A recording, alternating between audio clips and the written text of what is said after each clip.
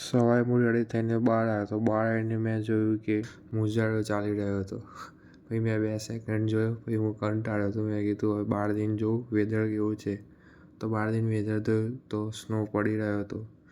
મસ્ત હતું વેધર. તો બહાર થોડી વાર હું બેઠો, પછી મેં એવું કોલેજ જવાનું હતું તો કોલેજ જવા માટે ભાઈ રેડી થયો અને પછી બસ સ્ટોપ પર કોલેજની વેટ કર્યો. એટલી વારમાં થોડી વાર રહીને આપણી સવારી આવી, જેમાં આપણે કોલેજ જઈશું.